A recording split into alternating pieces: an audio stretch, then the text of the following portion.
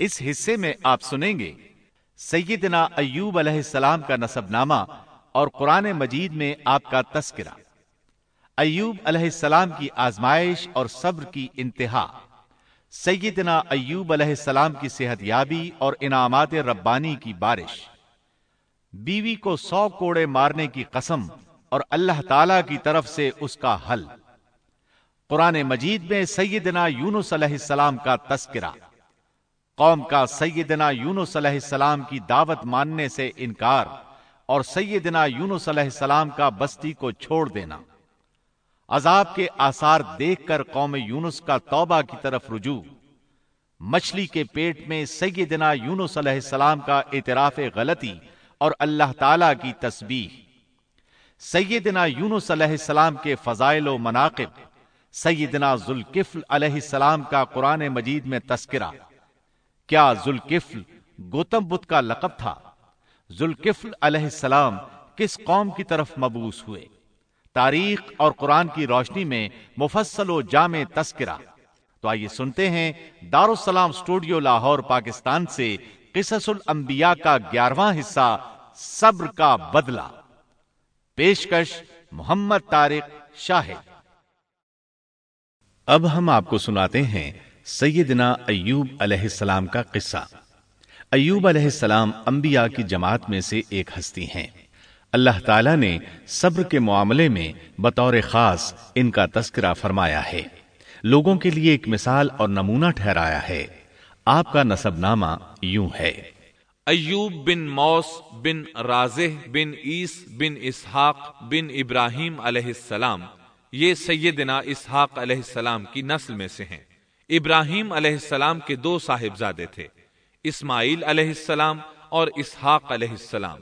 ان کے بعد سب کے سب انبیاء کرام اسحاق علیہ السلام کی نسل سے تھے، سوائے نبی کریم صلی اللہ علیہ وسلم کے۔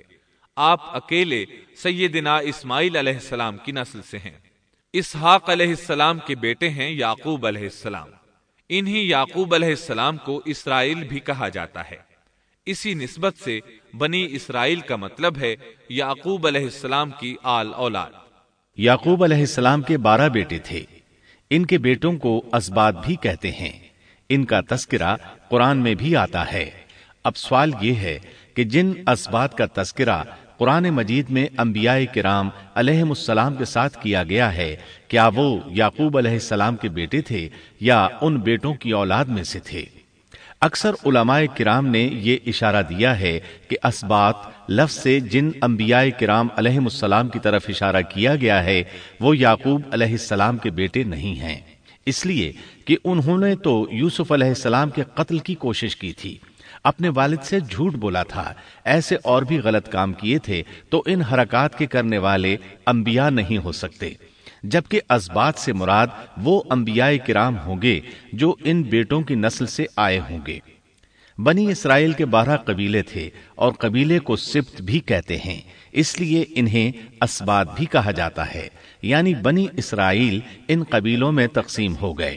اسی طرح سیدنا ایوب علیہ السلام سیدنا اسحاق علیہ السلام کی اولاد میں سے ہوئے۔ سورہ انعام آیت 84 میں اللہ فرماتے ہیں: وَمِن ذُرِّيَّتِهِ دَاوُودَ وَسُلَيْمَانَ وَأَيُّوبَ وَيُوسُفَ وَمُوسَى وَهَارُونَ، اور اس کی اولاد میں سے داؤد اور سلیمان اور ایوب اور یوسف اور موسیٰ اور ہارون۔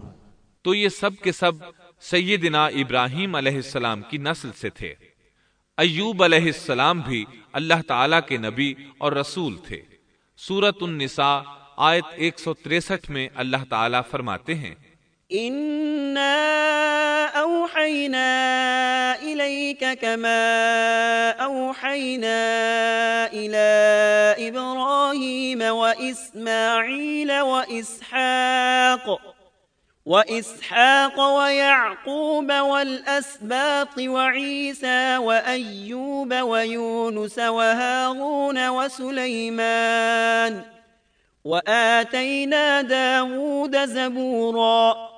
یقیناً ہم نے آپ کی طرف اسی طرح وحی کی ہے جیسا کہ نوح اور ان کے بعد والے نبیوں کی طرف کی، اور ہم نے وحی کی ابراہیم اور اسماعیل اور اسحاق اور یعقوب اور ان کی اولادوں پر، اور عیسیٰ اور ایوب اور یونس اور ہارون اور سلیمان کی طرف، اور ہم نے داؤد کو زبور عطا فرمائی۔ اللہ تعالیٰ نے ان سب انبیاء کرام علیہم السلام کی طرف وحی فرمائی، اور ایوب علیہ السلام بھی ان رسولوں میں سے ایک ہیں۔ اللہ تعالیٰ نے آپ کو آپ کی قوم سوران کی طرف مبعوث فرمایا۔ یہ قوم ملک شام میں رہائش پذیر تھی۔ آپ بہت زیادہ مالدار تھے۔ اللہ تعالیٰ نے آپ کو بہت زیادہ نعمتوں سے نوازا تھا۔ آپ کے پاس بے شمار مویشی تھے، لا تعداد نوکر چاکر تھے۔ اللہ نے آپ کو بہت سی زرعی زمین بھی عطا فرمائی تھی۔ آپ تاجر بھی تھے۔ تجارت کا سلسلہ دور دور تک پھیلا ہوا تھا۔ اللہ تعالیٰ نے آپ کو کثیر اولاد بھی عطا فرمائی تھی۔ آپ کے ہاں 7 بیٹے اور 7 بیٹیاں تھیں۔ آپ خود بھی صحت مند اور طاقتور تھے۔ آپ کے اصحاب کی تعداد بھی کافی تھی۔ گویا اللہ تعالیٰ نے آپ کو گوناگون نعمتوں سے نوازا تھا۔ آپ روئے زمین پر نعمتوں سے مالا مال شخص تھے۔ اللہ تعالیٰ نے آپ کو آزمانا چاہا تاکہ بعد میں آنے والے لوگوں کے لیے آپ صبر کی مثال بن جائیں۔ آخر صبر کا مرحلہ شروع ہو گیا۔